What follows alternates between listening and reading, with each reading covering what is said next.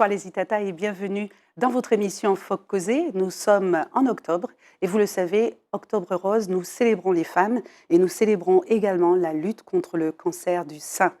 Et d'autant plus important, justement, de parler de la santé, des soins, de l'écoute, parce qu'au-delà des campagnes de prévention, il y a aussi une analyse à faire sur notre système de santé. Et nous allons commencer justement par parler du CHU, la Ménard, que vous connaissez. Donc ce CHU qui est un symbole pour beaucoup de guérison, de soins et aussi de rémission, mais pour trop de personnes aussi un symbole de souffrance et de détresse. Beaucoup de voix s'élèvent et elles racontent toutes presque toutes la même histoire. Trop de voix racontent de longues attentes interminables dans des couloirs bondés, des services saturés, vous le savez, vous l'avez certainement expérimenté vous-même, ou encore des problèmes d'intégrité humaine, de maltraitance dans ces services. Nous allons en parler ce soir. Nous chercherons à comprendre derrière ces plaintes, qu'est-ce qu'il y a véritablement? Est-ce que c'est dû à un manque de moyens, un manque de personnel, une désorganisation ou encore à une institution qui simplement plie sous une pression permanente. Avec nous, à nos côtés ce soir,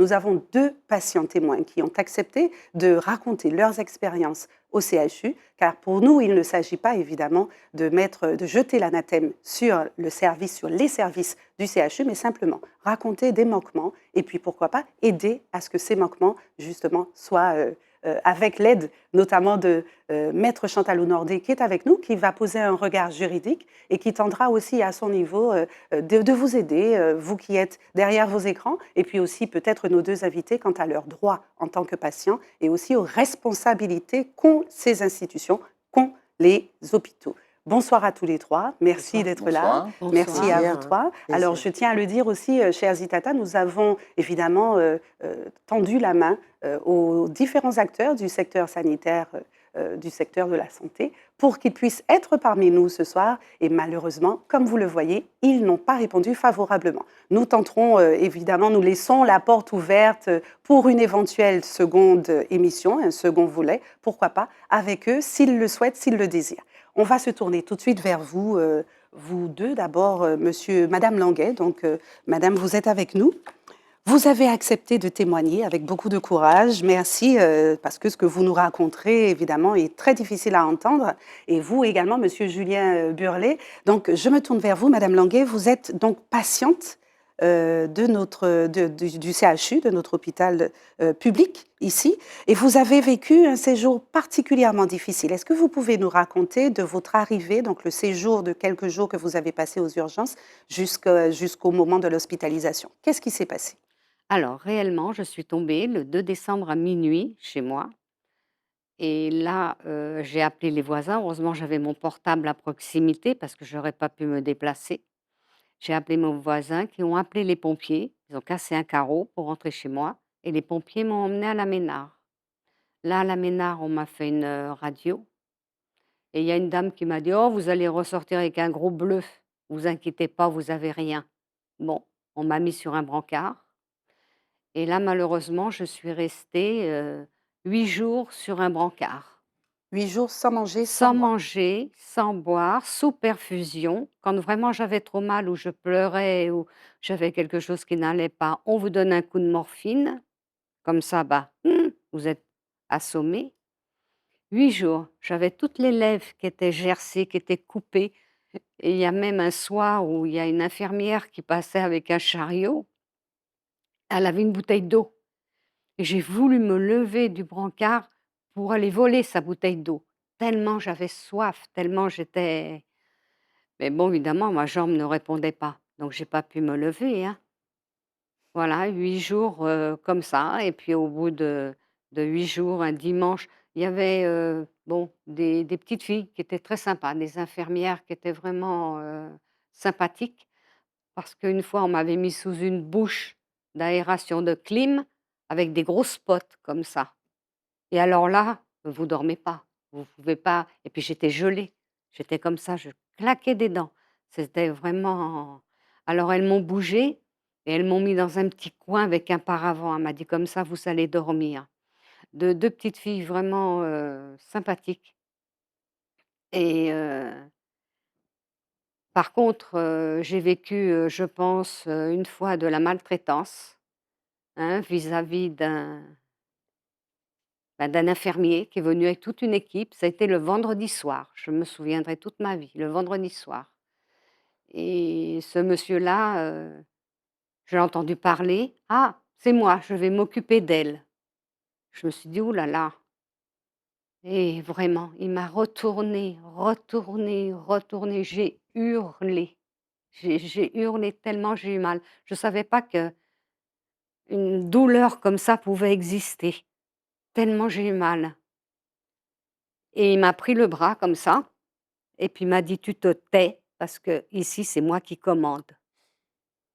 Mais je ne pouvais pas me taire.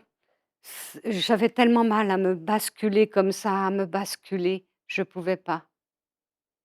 Alors bon et le ça c'était le vendredi. Le samedi, j'ai vu arriver le soir toute une équipe avec une dame assez forte et la première chose que je lui ai demandé: «Madame, le grand monsieur là, est-ce qu'il va revenir ce soir?» Elle m'a dit: «Non, non, il reviendra pas». Alors je ne sais pas ce qui s'est passé, mais il est pas revenu et le dimanche, c'est là qu'on m'a emmenée dans une chambre. Le dimanche, on m'a emmenée dans une chambre pour me faire opérer. Mais ce que j'ai trouvé bizarre, c'est que je n'ai vu aucun médecin avant l'opération, aucun anesthésiste me posant aucune question, rien. On m'a emmenée au bloc comme ça, bon et puis pendant que j'étais aussi pendant les 8 jours où je suis restée sur le brancard, j'avais fait tomber un livre. Ma voisine m'avait emporté un livre, mais j'ai jamais pu lire. Mais et j'ai fait tomber mon livre et comme j'étais, en hauteur sur le brancard, je ne pouvais pas le ramasser. Donc j'ai appelé un monsieur qui passait tout en blanc. Il repassait, il doit travailler certainement à la réception, hein, de la Ménard et je l'ai appelé. Je lui ai dit: «Monsieur, s'il vous plaît, ça vous dérangerait pas de ramasser, il est venu tout près comme ça de ma figure, il m'a dit: «Non», puis il est parti et c'est un vieux monsieur. Tout vieux le monsieur, le pauvre à côté, sur un brancard, qui est venu me ramasser mon livre, qui me l'a donné. Non, mais c'est des conditions qui sont vraiment pas, c'est pas humain, voilà, hein. J'ai vu beaucoup de vieilles personnes pleurer parce qu'on est des centaines, hein. Il y a des centaines de brancards, hein. On n'est pas que 5, 10, hein. Il y a des centaines de brancards. C'est pas humain. Il faut que ça change. Il faut je ne sais pas quoi faire, hein, mais j'espère que bon, mon témoignage, ma parole, j'espère que j'apporterai un peu de changement pour ces gens qui vont aller à la Ménard, qui sont âgés, qui vont aller à la Ménard, de ne pas les faire souffrir, de ne pas les laisser comme ça dans un coin. Mmh. Faut Waouh! pas. Madame Languet, merci, hein, pour votre témoignage qui est extrêmement poignant parce qu'on est tous malheureusement, dans cette éventualité de passer par par les urgences. Maître Chantalou Nordet, qu'est-ce que vous pourriez dire en termes de droits du patient quand vous entendez il y a un peu de maltraitance ici? Un peu beaucoup de Un peu maltraitance, beaucoup, hein? je j'ai pas d'autres termes. Je suis scandalisée, mais vraiment scandalisée lorsque j'entends, votre témoignage. C'est au-delà du pensable et c'est de la maltraitance, c'est évident, mais ce sont des agissements au-delà même du manquement dans la prise en charge, au regard même des erreurs médicales. Cela relève du pénal parce que clairement, il y a ce qui peut arriver comme aléa ou difficulté dans le cadre d'un acte et puis il y a des actions qui, constituent des infractions. Au-delà même du manque d'empathie, on avait déjà dépassé ce stade, hein, clairement et il faut bien que chaque professionnel tel qu'il est sache qu'en ayant ce type, d'action, il s'agit bien d'infractions qui sont répréhensibles et bien évidemment, hein, que lorsqu'on est pris en charge par une institution, on est un patient et bien évidemment que les patients ont des droits et que ces droits sont encadrés, c'est l'évidence même mais au-delà de cette évidence, il y a des règles, il y a des textes qui, protègent le patient, dans le cadre de sa prise en charge, dans le cadre de l'accès à son dossier, dans le cadre de ce qui est normal ou pas et à partir du moment où il y a des actes qui sont commis et qui relèvent, soit de l'erreur médicale, soit de l'accident médical ou même des fautes, on va dire même détachables. Parce qu'il y a ce qui se passe dans le cadre de l'institution et puis il y a le praticien lui-même qui, en tant qu'être humain et en tant que professionnel, est responsable de ses propres actes et doit en répondre lui, C'est ça. au-delà même de l'institution, lui personnellement. Donc, il y a un ensemble de dispositifs, hein, je ne sais pas s'il faut les exposer maintenant, mais On qui reviendra permettent dans un instant, oui. donc de réaffirmer le droit du patient et les recours lorsque ces droits ne sont pas respectés. Il y a des recours. Il y a des recours. Très bien. Et ça, on reviendra parce que Madame Languet a aussi encore beaucoup de choses à nous raconter de son passage au CHU. On reviendra vers vous dans un instant, Madame Languet. On se tourne vers vous, Monsieur Julien Burlet. Vous aussi, vous avez un témoignage assez poignant. Racontez-nous. Il s'agit pour vous d'un diagnostic qui a été mal posé. Alors, diagnostic pas forcément mal posé. Mhm, C'est alors, je reviens, on est au mois de juin 2025 et j'avais une grosseur au niveau du cou et c'était assez inquiétant. Et comment ça s'appelle, j'ai fait une échographie, etc. Et ensuite, j'ai dû faire une biopsie mhm, pour mettre un diagnostic dessus. Et en fait, quand les 2 semaines après la biopsie, j'ai un appel et on me dit, oui, monsieur Burlet, vous avez une maladie du sang. Déjà, je tombe de six étages parce que c'est pas ce que j'avais envie d'entendre, hein. Et que c'est peut-être une forme agressive. J'essaie de poser plus de questions, hein, parce que bon, je ne suis pas médecin, et essayer de comprendre ce qui se passe. Et au final, la personne me dit, on ne peut pas vous donner plus d'informations, il faut attendre les résultats de la biopsie. Et donc, une semaine passe. Euh, on est des êtres humains, donc quand on parle de maladie du sang, on pense peut-être à leucémie, pense à plusieurs choses. bien sûr. Donc, moi, je vois déjà en tant que papa, en tant que mari, que mon capital santé est déjà, Mhm, comment ça s'appelle, atténué. Je regarde déjà, malheureusement, on fait tout ça aussi. On regarde sur Internet, on regarde un peu bien quelle sûr. maladie qui puisse être, puisqu'on n'a pas de diagnostic. J'ai trouvé que c'était très malaisant, Cette cette approche-là. approche, Mhm, parce que je me suis dit, euh, moi je suis thérapeute aussi, donc j'arrive à relativiser, mais en même temps, j'ai trouvé que c'était très dur parce que j'aurais préféré peut-être un face-à-face avant d'annoncer ça comme ça, parce que c'est vrai qu'on ne sait pas euh, jusqu'où ça peut aller. Et moi-même, j'ai été dans un scénario catastrophe, etc. Et je suis avec mes enfants, je me dis déjà, bon, il faut les préparer, il faut leur expliquer, etc. La maladie, c'est pas simple. Mais j'avais déjà aussi cette idée de pouvoir parler de ce qui se passe. mhm. Une semaine après, j'ai le service d'hématologie qui m'appelle, etc. Puisque, pour revenir en amont, c'était plusieurs services qui ne communiquaient pas forcément en interne. Et c'est une secrétaire qui appelle comme ça, mais comme c'est aussi en anonymat, donc on ne sait pas vers qui se retourner, etc. Et là, le service d'hématologie me donne un rendez-vous. Et là, je vais avec ma femme. Et là, on met un diagnostic que c'est un cancer de type 3 et que c'est un lymphome de la zone marginale. Là, c'est déjà plus clair. Elle Mhm. m'explique que c'est un cancer indolent, euh, que je suis symptomatique et qu'il faudra passer un protocole de chimiothérapie et d'immunothérapie. D'accord. Là, c'était déjà beaucoup plus clair. J'avais l'impression de pouvoir respirer puisque pendant 10 jours, on ne sait pas en fait euh, quel est quel est le diagnostic. Et franchement, j'ai vécu ça comme un coup près, voilà, comme un coup près. Et lorsque j'ai eu ce diagnostic, euh, je réalise toujours pas que je suis malade, hein. Je dis ça, mais le processus est en cours. Et, et de ce fait, je me dis, qu'est-ce que je vais, comment on va faire, parce que là, bon, c'est un cancer, etc. Mhm. Et on me parle d'une chambre implantable à mettre, à poser.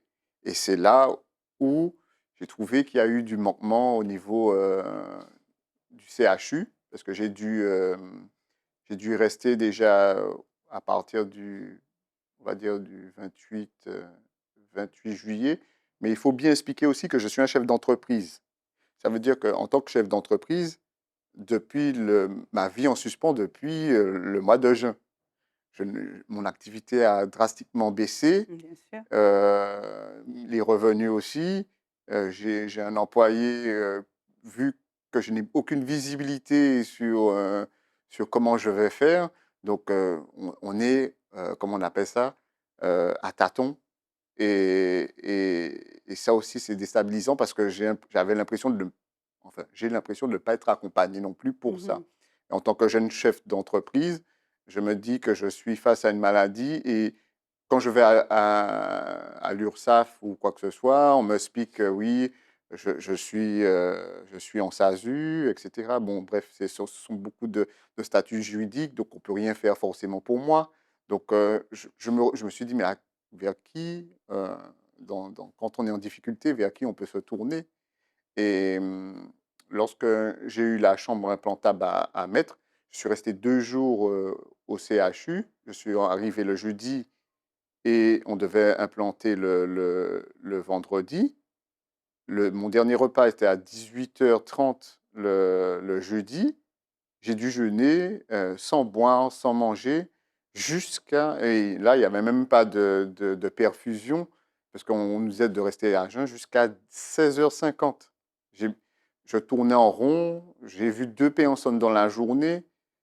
Le personnel soignant fait son possible, je pense, mais j'ai trouvé qu'il y avait un manque de, de, de lucidité face à une situation. Et tellement que quand le médecin est venu pour m'annoncer à quelle heure j'aurais peut-être eu l'intervention le matin, il est passé vers 10h avec son équipe, j'avais l'impression d'être la dernière roue du carrosse. Comme c'était une chambre implantable, on va faire ça l'après-midi. Il a tourné son dos, il est déjà parti. Et entre ce moment-là, j'ai vu 2 personnes. J'ai demandé à des infirmières, est-ce que je serais opéré dans la journée? Personne ne pouvait répondre. Et à 16h50, j'ai vu un autre médecin qui m'a dit, Monsieur Burlet, désolé, euh, il y a eu un incident au bloc, etc. Voilà, ça a pris plus de temps que possible et ça a tout décalé. Donc, vous rentrez chez vous. Donc, Ah oui? oui, comme Mmh. ça, Mm. minu militari, vous rentrez chez vous et puis on va vous donner un autre rendez-vous. J'ai trouvé ça très, très malaisant, déjà. J'ai récupéré mes affaires, j'avais faim, je me suis dit, bon, je vais rentrer chez moi, je vais faire le repas. Mais j'ai trouvé ça, il n'y a, il y a pas eu comment ça s'appelle, de forme ni quoi que ce soit pour dire, bon, excusez-nous, etc. Il y a eu des choses, le monsieur m'a dit, oui, il y a eu un problème au bloc, terminé. On va vous rappeler pour un autre rendez-vous. Mhm. Le lundi qui suit, j'ai la secrétaire médicale qui m'appelle. Monsieur Burlet, bonjour. Je dis oui, bonjour madame. Euh, vous saviez que c'est aujourd'hui qu'on vous opérait? J'ai dit ah bon? Je dis il faudrait déjà avoir, comment ça s'appelle, un interlocuteur. On ne vous a pas appelé? J'ai dit non, c'est vous que j'ai maintenant. Et on m'a dit que depuis que je suis sorti le vendredi, entre vendredi et lundi, j'ai eu personne qui m'a appelé ou quoi que ce soit. Parce que là, vous étiez programmé à 14h. J'ai dit, ouais, mais là, c'est du n'importe quoi. De ce moment-là, de ce lundi-là, j'ai dû refaire monter à l'hématologue qui me suit. Euh, Elle était en vacances, donc elle suivait ça à distance. J'ai dû attendre presque un mois pour pouvoir, comment ça s'appelle Vous faire opérer. oui, exactement. Donc, ça a été fait il y a 2 semaines et j'ai pu faire enfin le premier protocole de chimio.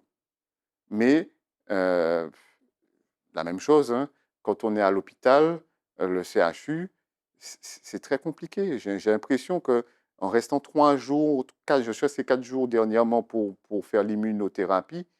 euh, c'est très. Même si le personnel fait son maximum, mais l'endroit lui-même, ça fait un peu glauque, c'est très compliqué, c'est lourd. Oui, c'est Voilà, c'est très lourd. angoissant. Voilà. Maître Chantal Honoré, je Oui. me tourne à nouveau vers vous. Les conditions que nous déplorons, hein, qu'on a tous entendues, manque de personnel, manque de moyens, etc. Est-ce que ces conditions de travail-là justifient la qualité ou le manque de qualité de soins ou ce peu d'empathie chez les médecins qui renvoient Monsieur Burlet, comme il dit, manu militari, Mmh. cet infirmier qui regarde Madame Languet dans le blanc des yeux en lui disant non et qui se tourne en laissant le livre par terre? Oui, La réponse est non, évidemment. Mais évidemment. comment est-ce que vous, à votre niveau, vous parliez tout à l'heure des droits du patient? Oui, il y a les responsabilités personnelles. Par exemple, après avoir entendu Monsieur Burlet, c'est l'accès aux soins. C'est-à-dire qu'on est il y a une opération programmée, il y a un délai, il a jeûné 2 ou 3 jours pour rien, pour lui dire: «Ben, rentrez chez vous», et ensuite on doit pouvoir avoir accès aux soins. On doit pouvoir consentir aussi aux soins qui sont, dispensés, et donc encore une fois, rien ne justifie, il peut y avoir des manques de moyens, mais là, il y a une responsabilité étatique s'agissant de l'hôpital public, dans la mesure où il y a un budget, et donc il y a quand même des obligations, pas seulement de moyens, mais de résultats. Donc c'est une chose, bon, donc qu'on dise, bon, ben, pas assez de personnel, pas assez de moyens pour le matériel, mais l'action personnelle, hein, du praticien et de tout le personnel de santé relève de leur propre responsabilité. Ça ne Oui, peut pas, relever, oui. donc de choses, Mmh. plus institutionnelles. Il faut vraiment faire la part des choses. Il y Mmh. a sa responsabilité personnelle, et on ne demande pas. Alors c'est vrai que lorsqu'on est dans le milieu du soin, on est censé être empathique, c'est censé être une vocation. Mais on ne demande pas simplement d'être gentil, il y a une obligation d'agir en qualité de professionnel et de respecter le patient. Donc ce n'est pas une gentillesse demandée, hein, c'est C'est une ça. obligation, Eh oui. c'est un devoir, et le manquement à ces devoirs engendre des conséquences. Alors c'est vrai que oui, le droit, des patients est régi, donc on a évolué, hein, donc légalement sur ça. Il y a quand même, un socle, maître, qui est celui de la loi, du 4 mars 2002, hein, qui a revu, donc avec profondeur, et qui a rappelé les principes et amélioré le droit des patients. Donc ça part déjà de l'accès au dossier, je dois savoir ce qu'il y a dans mon dossier, le droit d'être assisté, parce que lorsqu'on est comme ça, en situation de vulnérabilité, pris en charge, comme on dit, c'est bien d'avoir de la visite, des Oui. personnes qui puissent être à vos côtés, des tiers de confiance, et c'est pour ça qu'on a le droit de désigner un tiers de confiance, le droit et le devoir pour le personnel de recueillir le consentement. Je dois savoir ce qui m'arrive et je dois consentir à ce qu'on va me faire. Donc on n'est pas simplement un sujet, on n'est pas un objet, on est un sujet, et on est un patient. Donc Je m'excuse de vous Mmh, couper. Moi, ça fait 3 mois oui, que j'ai envoyé une lettre recommandée avec accusé de réception à la Ménard pour savoir le compte-rendu voilà, donc votre de mon dossier. opération, Mmh, de exactement ce qu'ils m'ont fait et tout, puisque bon, je ne l'ai pas encore dit, mais pendant l'opération, on m'a cassé ma main. Ma mmh, main est tombée, hein, du de la table d'opération, et puis, le chirurgien, le lendemain, bah, il m'a dit: «Moi, quand je suis arrivé pour vous opérer, hein, bon, on est en train de vous recoudre, on vous a coincé la main quelque part». mmh. Mais ça, c'est, noté, Nulle, stipulé nulle part, nulle nulle part. part. Ils ne veulent pas en parler. Il faudra bien. Il faudra bien, parce qu'on parlait du droit d'accès au dossier, donc c'est peut-être pour ça qu'on vous ne le communique pas. Ça On ne s'appelle le compte communique rendu pas. d'hospitalisation et le compte rendu opératoire. Donc il y a 2 choses. On doit vous dire comment, et vous avez le droit d'accès à votre dossier. Mais oui, là, C'est un ni droit. radio, Donc ni rien, ils m'ont à rien partir du donné. moment où vous l'avez demandé, on doit vous le fournir. Peut-être parce qu'il y a une difficulté, qu'ils savent qu'il y a cela. Donc là, pour le coup, c'est un accident, médical, et donc dont Mmh, ils sont entièrement responsables. oui. Donc lorsqu'on se retrouve dans ce genre de situation, à partir du moment où on a fait la demande et que le dossier doit être communiqué, si ça ne l'est pas amiablement, il faut vraiment exercer un recours. Donc lorsqu'on est en hôpital public, la juridiction compétente est le tribunal administratif. Lorsqu'on est en clinique privée ou avec un professionnel libéral qui exerce, donc on est dans le privé, ce n'est pas le même juge qui est compétent, c'est le juge judiciaire, donc le tribunal judiciaire. Mais comment on fait en réalité, donc une fois qu'on a les preuves, mais pour les avoir, il faut le dossier. quand même.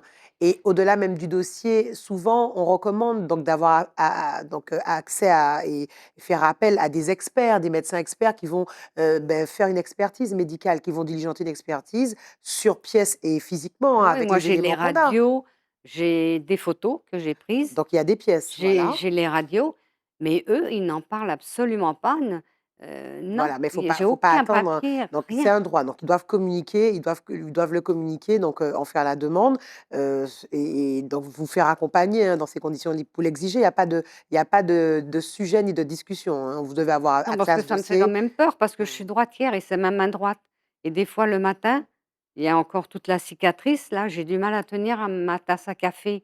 Alors je me dis: «Attends, dans quelque temps, ma main droite, si je peux plus écrire ou si je peux plus». Mmh.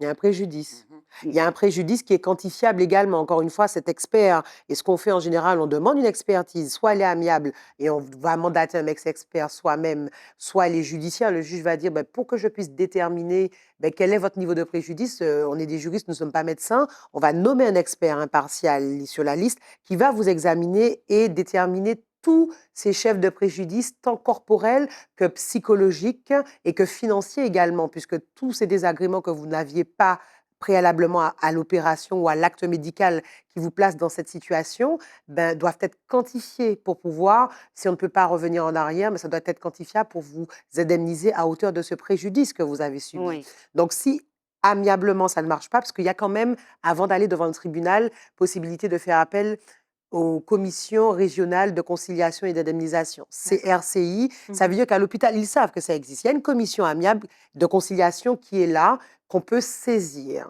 et se dire, vous voyez, il y a une difficulté, il y a eu une erreur médicale, il y a eu une faute d'un praticien, voilà mon préjudice, nommer un expert, que fait-on? Que Mmh. faisons-nous et pouvons-nous négocier et se mettre d'accord sur une indemnisation? Donc c'est possible de le faire, donc c'est déjà un premier recours amiable. Si on ne s'entend pas ou si ça ne donne pas satisfaction, à ce moment-là, on se retourne judiciairement, soit au tribunal administratif dans le cas des hôpitaux publics ou devant le tribunal judiciaire.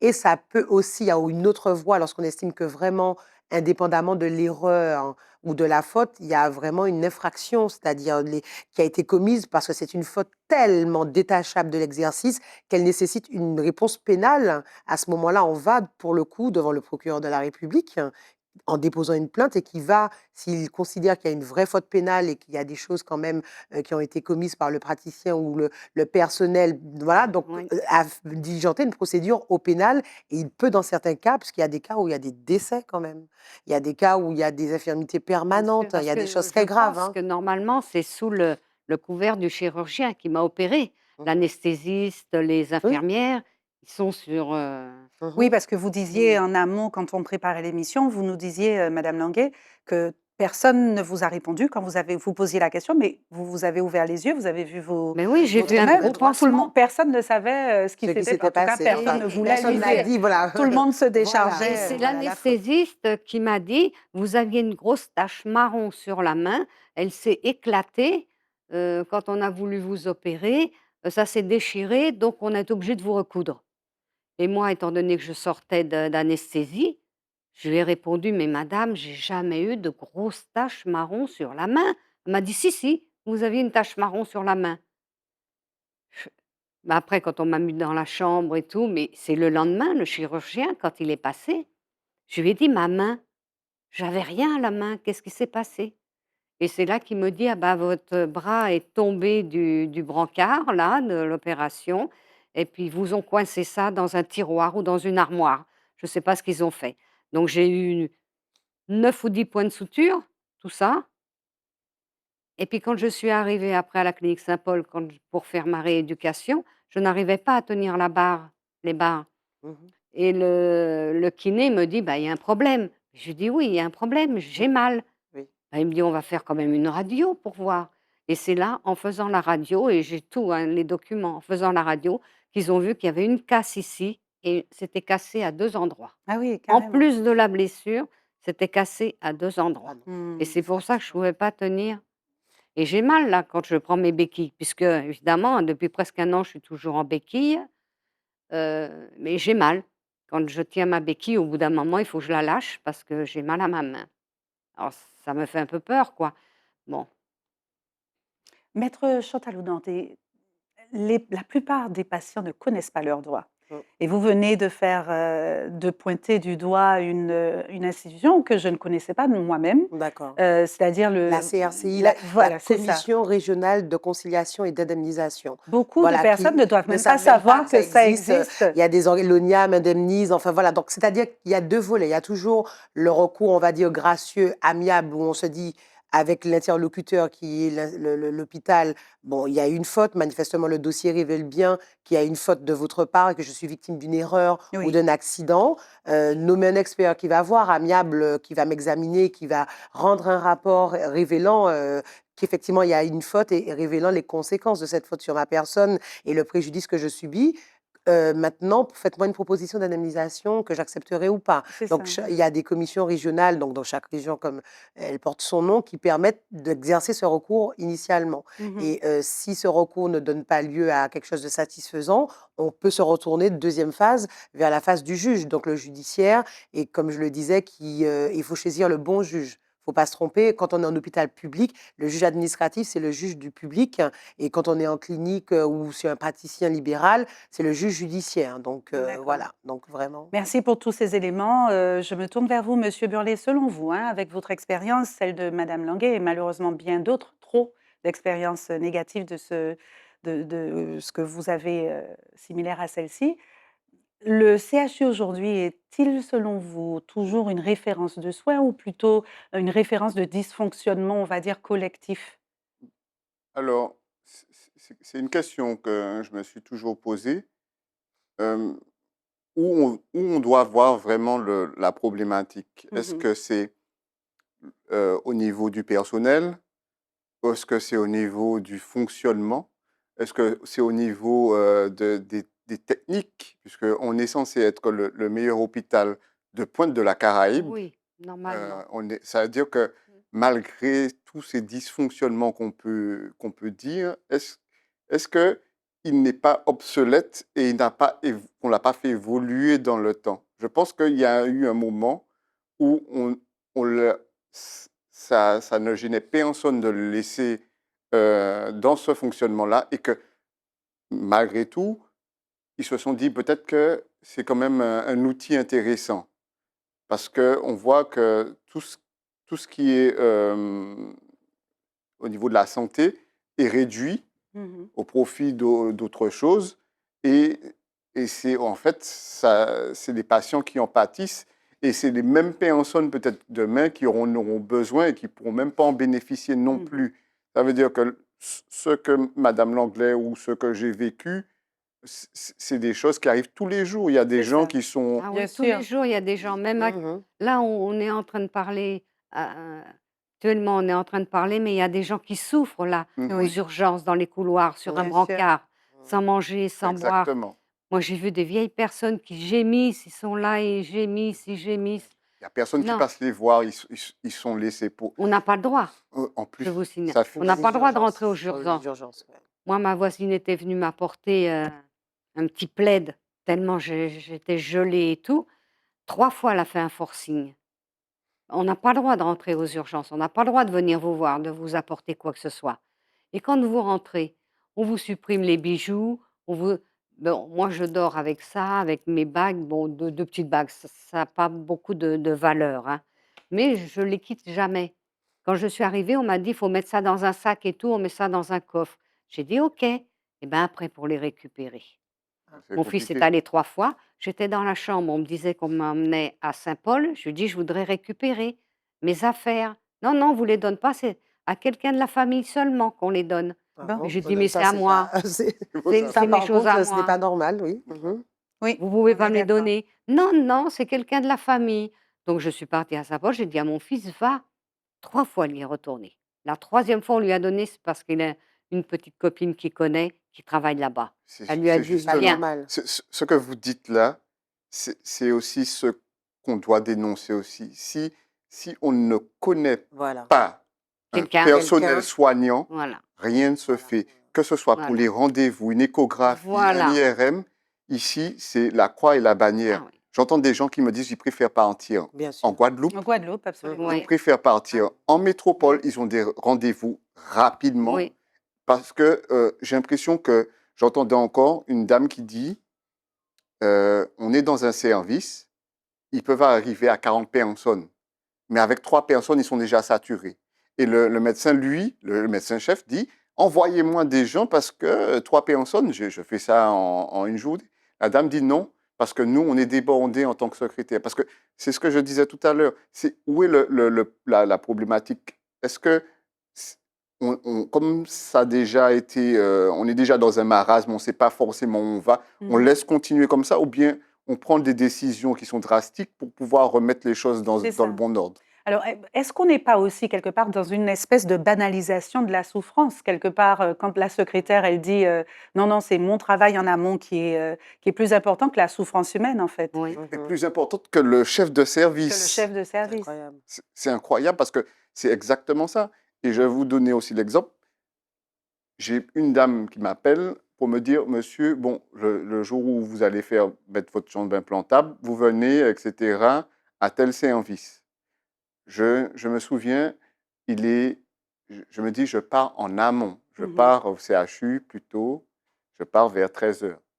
J'arrive vers 13 heures et j'ai rendez-vous à 15 heures pour être hospitalisé.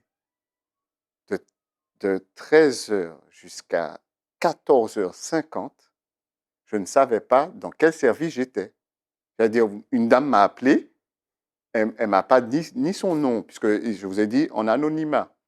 On me dit, oui, vous serez hospitalisé dans notre service. Mais je ne sais pas, ni 0, B, rien. Mhm. Je dis, bon, peut-être qu'ils sont au courant, peut-être à l'accueil. L'accueil me dit, on n'est pas au courant. Peut-être que c'est au scanner. Ils m'envoient au scanner. Je fais la queue. 1 heure et demie passe. Je dis, mais ah oui, au final, non, il n'est pas avec nous. Il est au 0B.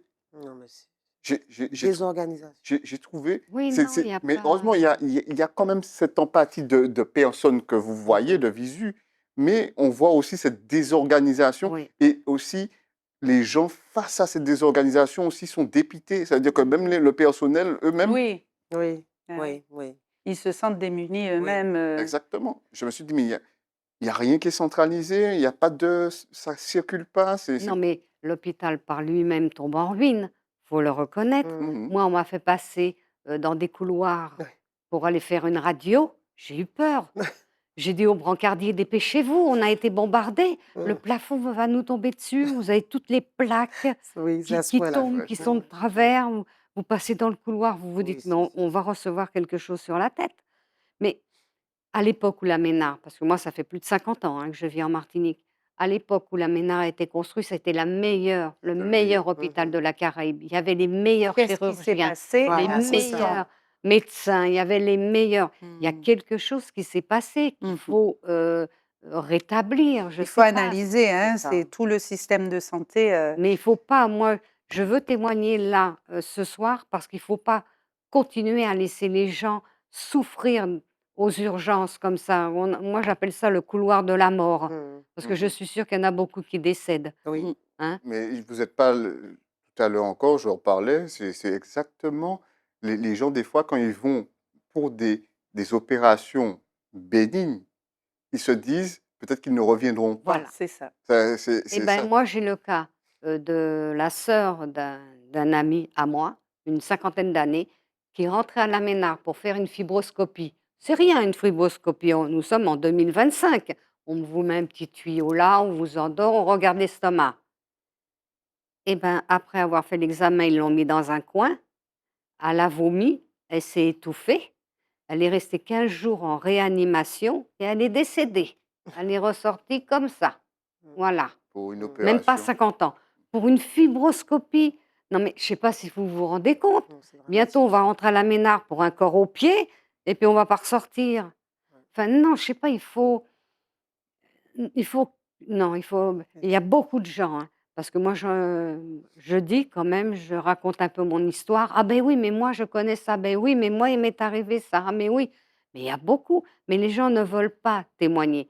Moi, on m'a dit, ah, tu vas à la télé, après, on va te reconnaître dans la rue, tu vois. Oui, je veux, parce que j'avais promis à certaines personnes qui étaient sur des brancards et tout que je ferais quelque chose, que j'essaierais de faire quelque chose. Mhm. pour ne pas que ça arrive, Mm. pour ne pas que ça cesse. Il faut ça. Et c'est essayer de se poser aussi d'autres questions sur d'autres ouvertures. Est-ce que le modèle d'hôpital qu'on a maintenant, est-ce qu'il n'est pas arrivé à son apogée ou bien sa fin? Mhm. C'est-à-dire, Oui, est-ce qu'on est en Martinique, on a Cuba, on a plusieurs îles qui sont à côté, qui sont dans de nouveaux oui, modèles de oui, centres de ressourcement, etc., de aussi que l'humain soit remis au Au centre, centre, absolument. mm, pas que ça soit le côté médical, on peut avoir les avancées technologiques qu'on veut, mais si l'humain n'est pas remis au centre de l'histoire, ça sera toujours, on va toujours aller dans le mur. Oui, on se Tout pose à la fait. même question en effet. Mhm. Et d'ailleurs, quand il y a des erreurs médicales, hein, Maître Chantal Hounordé, à qui revient la responsabilité de la réparation? Est-ce que c'est le médecin? Est-ce que c'est l'hôpital? Est-ce que c'est l'État? Alors, ça Comment dépend ça se passe? justement si c'est une faute détachable. Donc, tout à l'heure, j'abordais la notion de faute détachable. Parfois, on va estimer que. Alors, il y a deux notions. Il y a la faute détachable, il y a l'aléa thérapeutique. Ce sont des notions, ça peut paraître technique, mais on se dit, bon, l'aléa thérapeutique, c'est se dire, on sait que tout acte médical est vecteur d'un risque. Donc, mais ce risque doit être maîtrisé, doit être envisageable et normal par rapport à l'acte. Donc, on ne peut pas toujours se cacher. On parle de cette notion d'acte d'aléa thérapeutique dans la loi du 4 mars 2002, mais on ne peut pas toujours se dire, ah ben, vous savez, dès lors qu'on subit un acte médical, on doit se dire qu'il peut se passer quelque chose. Donc, c'est C'est l'aléa, ça. c'est normal, on est dans le cadre. Non, il faut que ce soit un risque normal par rapport à l'acte dont le patient a connaissance et on est dans ce qui est tout à fait normal. Donc, on ne peut pas se retrancher dessus. Et puis, il y a la faute détachable où on se dit que là, pour le coup, ce n'est pas l'institution. Donc, par rapport à une désorganisation, service A, service B, C, ou encore on est là donc, dans les couloirs donc des urgences 3, 4 jours sans manger et on meurt de 8 déshydratation. jours, hein, dans 8 le jours cas de concernant Madame Morel. madame, mais ce qui est complètement impensable. Donc, et là, ça aurait pu mal se terminer, comme ça c'est déjà mal terminé pour certains. Là, c'est la Oui. responsabilité de l'hôpital. C'est l'institution par rapport à sa désorganisation qui a engendré donc des conséquences irréversibles, soit par le décès ou médicales. Voilà. Mais parfois, il y a aussi des erreurs qui sont du fait même du praticien, en fait. Mhm. Et donc là, on est sur une action quand même personnelle et le professionnel engage sa propre responsabilité parce qu'on va estimer que son acte est détachable du service dans lequel il exerce. Et à ce moment-là, c'est la responsabilité du médecin personnellement qui sera engagé, bon, qui est assuré, qui est dans une institution, hein, puisqu'il exerce dans un cadre également, mais ce sera sa responsabilité propre à partir du moment où on va estimer qu'il a commis, lui, un acte détachable parce qu'il engage sa propre responsabilité. Donc, il y a deux actions et deux axes. Donc, ce qui relève du praticien lui-même ou de plusieurs praticiens en chaîne, hein, et puis, puisque le second aurait pu voir que le premier a eu une action, donc des fois, il y a une chaîne de responsabilité. Et puis, il y a ce qui relève de l'institution par rapport à l'organisation ou plutôt la désorganisation. Mhm. Et donc, voilà, un rendez-vous pas pris, donc programmation d'opérations tardives. Donc, il y a parfois, c'est l'institution. Donc, ça dépend Oui. de la nature même de ce qui a entraîné le préjudice pour la personne. D'accord, très bien. Merci à vous, Maître Chantal Hounordé, pour Avec ces plaisir. éclaircissements. On va passer tout de suite à la tribune digitale.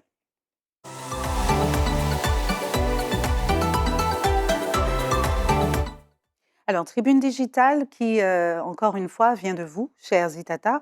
Et la question, une question toute simple, hein, qui, je pense qu'on l'a un petit peu abordée, qui est la suivante. J'ai dû partir me faire soigner. Pourquoi encore, en 2025, cela reste impossible d'avoir confiance en cet hôpital public?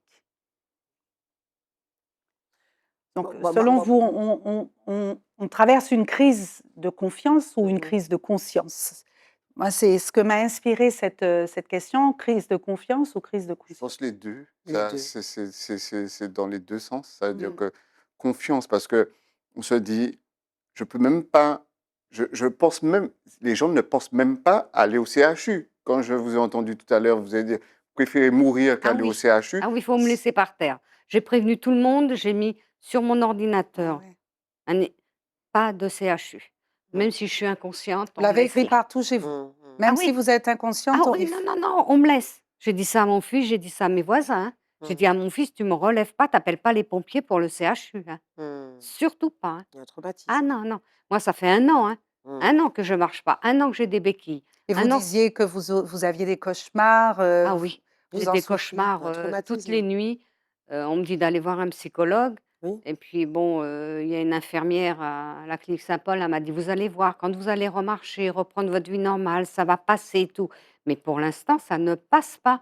J'ai des crises de pleurs, j'ai des cri puis en C'est un plus, préjudice bon psychologique qui est oui, quantifiable et indemnisable également, de la nomenclature. ah oui, Ah oui. je suis vraiment pas au top, quoi. Je et puis je peux ça fait 10 mois maintenant que je ne peux pas marcher, qu'avec des béquilles. J'ai toujours besoin de quelqu'un pour aller me faire les courses, pour, m'aider. Heureusement, on m'a attribué une aide ménagère qui vient m'aider parce que pour faire mon lit, pour faire je ne peux pas. Je tiens pas debout. Sûr.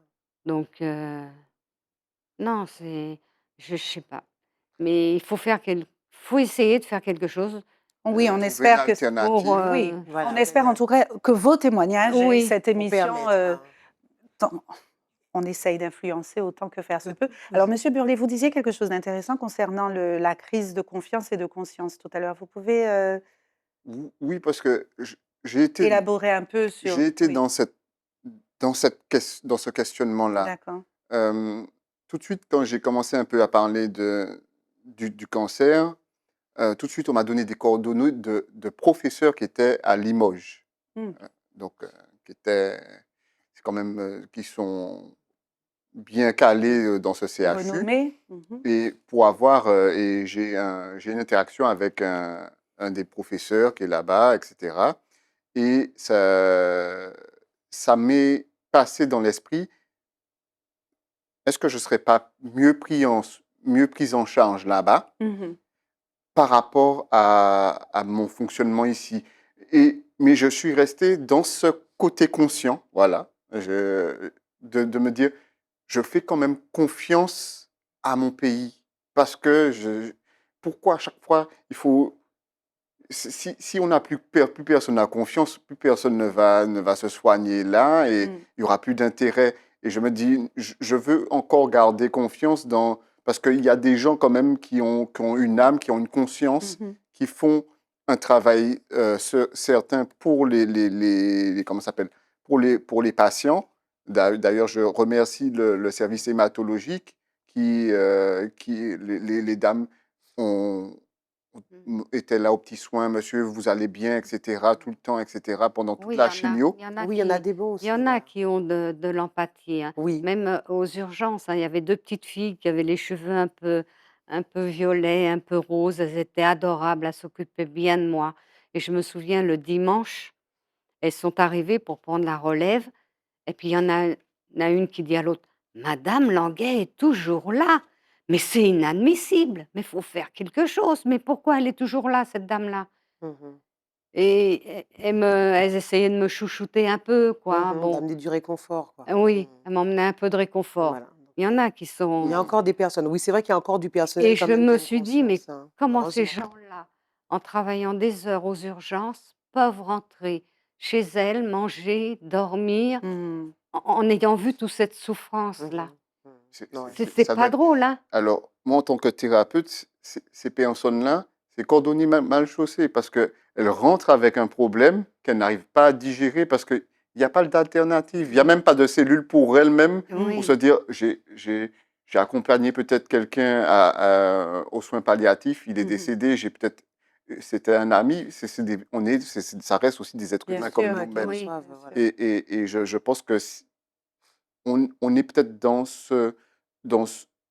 le basculement à se dire, non, l'hôpital tel qu'on le connaît là, il faudrait avoir d'autres alternatives. Alors justement, selon vous, qu'est-ce qui pourrait réconcilier, ce sera, ma dernière question, qu'est-ce qui pourrait réconcilier les patients, les Martiniquais, qui lisent les articles, sur les expériences mauvaises de certains patients, au CHU, qu'est-ce qui pourrait les réconcilier avec l'hôpital public en Martinique? La transparence. Il faudrait plus de transparence. Pour faire confiance, il faut avoir le sentiment qu'on ne vous cache rien, en tout cas qu'on ne cherche pas à vous cacher. Donc je ne sais pas s'il faut organiser des assises des soins en Martinique ou quelque chose, une rencontre, parce que là, il y a une rupture de communication et donc déjà, commençons par la transparence. Il ne faut pas avoir peur de faire un état des lieux, de se dire, bon, ben, il y a ça qui ne va pas, c'est une réalité, mais on préfère entendre la vérité, savoir qu'il y a des manquements à tel ou tel endroit, mais qu'au moins on communique sur ce qui se passe, sur l'état du personnel, ce qu'il faut pallier, la situation, faire un état des lieux en toute transparence. Et donc, ça rétablirait déjà la confiance, qu'on puisse se parler C'est ça. clairement. Alors, moins Et d'opacité, et c'est pourquoi d'ailleurs voilà, j'avais ouvert voilà. cette invitation aux acteurs, comme je l'ai dit en introduction de cette émission, aux acteurs du sanitaire, pour Oui. pouvoir justement qu'on ait aussi les deux sons de Les deux sons de cloche, mais cloche, voilà, malheureusement voilà. mes appels sont restés sans réponse. Alors, Monsieur Burlet, Madame Languet, si vous aviez à dire quelque chose au personnel soignant que vous avez rencontré, l'un ou l'autre, aujourd'hui, en conclusion de votre intervention sur ce plateau, vous diriez quoi? Déjà, je les remercie parce qu'ils font de leur mieux, Ben oui. avec les moyens qu'ils ont, mais que voilà, si on continue comme ça, eux-mêmes vont en pâtir. Et je vois dans tous les hôpitaux maintenant, dès qu'on agresse quelqu'un, tout de suite, on parle d'amende, etc. Mais il, il- il faut que ça soit, comment ça s'appelle, il faut que ça soit dit aussi que voilà, les choses sont telles quelles aujourd'hui, et il faudrait peut-être voir autre chose. Oui, Merci, parce que Madame Languet, courtement, s'il vous plaît. oui, le personnel en pâtit. On sent qu'il n'est pas bien, le personnel. Mhm. Même une fois, j'ai fait une réflexion à quelqu'un, je lui ai dit: «Mais vous travaillez là bénévolement, gratuitement, c'est pour ça que vous êtes aussi agacé, aussi». Je je suis sûre qu'il y a des choses qui ne vont pas, à l'intérieur de l'hôpital. Il y Mhm. a des choses qui ne vont En pas. tout cas, merci d'être venue et d'avoir dénoncé à votre niveau, Madame Languet, et nous vous souhaitons évidemment un bon prompt Rétablissement. rétablissement. Monsieur, à vous, Monsieur Burlet également, et Pareil. nous attendons de vous revoir sur ce même plateau d'ici quelques mois, nous l'espérons, pour nous dire comment vous allez mieux. Maître Chantal Honoré, merci à vous, à tous les Avec trois. plaisir. Merci et je vous dis à très bientôt. Quant à vous, les Itata, écoutez, merci d'avoir été attentifs à cette émission. Nous avons tenté, et juste quelques mots avant de se quitter, cette émission, je le rappelle, n'était pas faite pour pouvoir jeter l'anathème sur notre hôpital public, mais au contraire, parce que nous savons que derrière ces murs, il y a aussi, comme ça a été dit, des personnels qui sont là, Mm. qui soignent, qui rassurent, même quand il n'y a plus d'espoir. À Ouais. cela, nous voulons dire simplement Mmh. merci, merci à vous, parce que vous tenez à bout de bras une institution qui est déjà à genoux. Quant à nos décideurs, ben, à eux, nous disons, nous espérons que cette émission, ces témoignages ne seront pas simplement des cris dans le désert, des cris dans le vide, parce qu'aujourd'hui, la santé n'est pas un luxe. Bonne soirée.